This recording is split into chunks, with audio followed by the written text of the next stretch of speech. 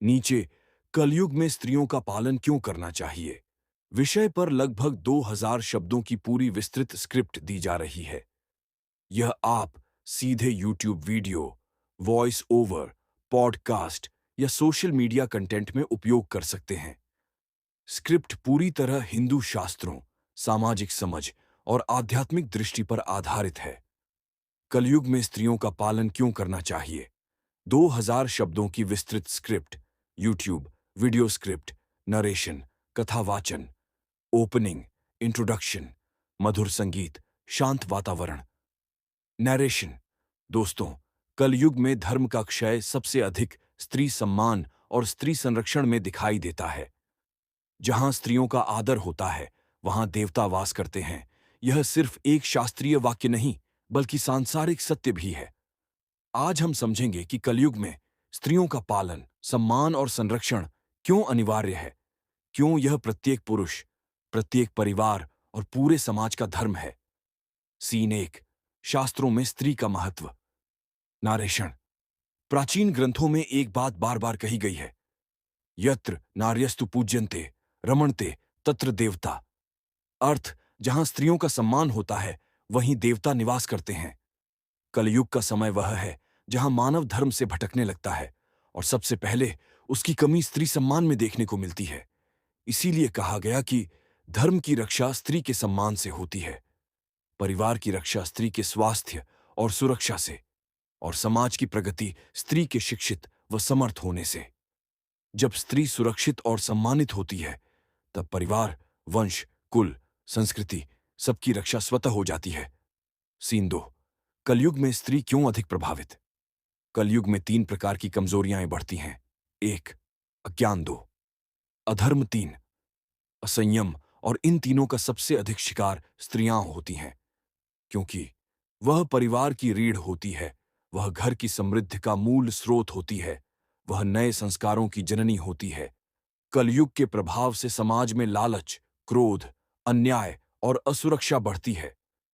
ऐसे समय में स्त्रियों का संरक्षण और भी महत्वपूर्ण हो जाता है, ताकि वे सुरक्षित रहें और आने वाली पीढ़ियों के लिए श्रेष्ठ संस्कार दे सकें। सीन 3। स्त्री के बिना धर्म अधूरा। धर्म केवल पूजा नहीं, बल्कि जीवन का क्रम है।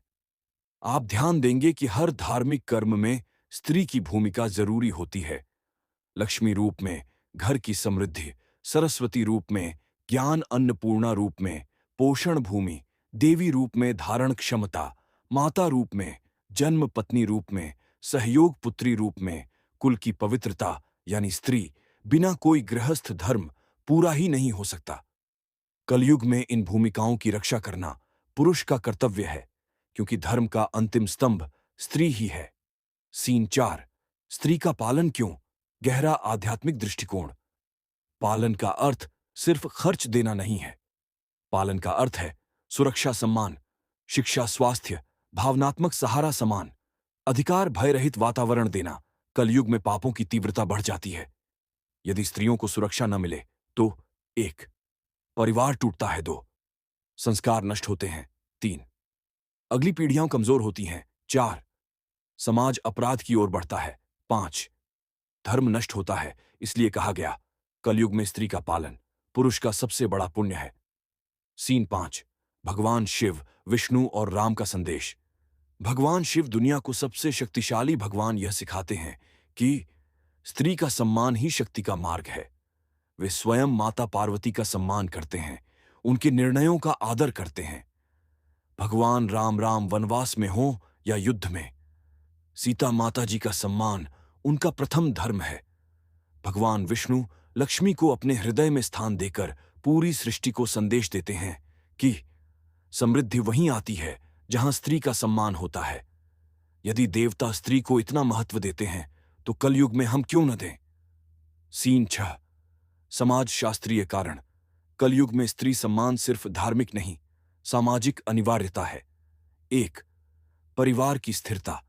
स्त्री भावनात्मक रूप से घर को जोड़ती है। जहां स्त्री पीड़ित होती है, वहां घर टूटते हैं। 2। नई पीढ़ियों का भविष्य। मां के संस्कार सीधे बच्चों में उतरते हैं।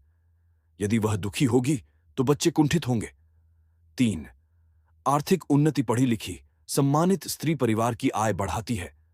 गरीबी 40 से 50% तक घटती है। 4. मानसिक शांति। घर में शांति तभी रहती है जब स्त्री खुश होती है। शास्त्र कहते हैं, स्त्री प्रसन्न तो घर प्रसन्न। सीन 7. कलयुग के दोषों से रक्षा। कलयुग के 5 बड़े दोष हैं। 1. कलह। 2. लोभ। 3. अन्याय। 4. हिंसा। 5. पाप। स्त्री सम्मान इन दोषों को कम करता है। जहां स्त्री सुरक्षित होती है वहां कलह नहीं होता। जहां स्त्री सम्मानित होती है वहां पाप नहीं पनपता। जहां स्त्री खुश होती है वह घर लोभ और हिंसा से मुक्त होता है। यानी स्त्री की खुशी ही कलयुग का उपाय है। सीन 8. स्त्री को देवी क्यों कहा गया? क्योंकि स्त्री में 5 दिव्य गुण प्राकृतिक रूप से होते हैं। 1. सृजन शक्ति, वह जीवन देती है। 2. करुणा, वह दर्द में भी प्रेम देती है। 3. क्षमा, अपराध क्षमा कर देती है। 4.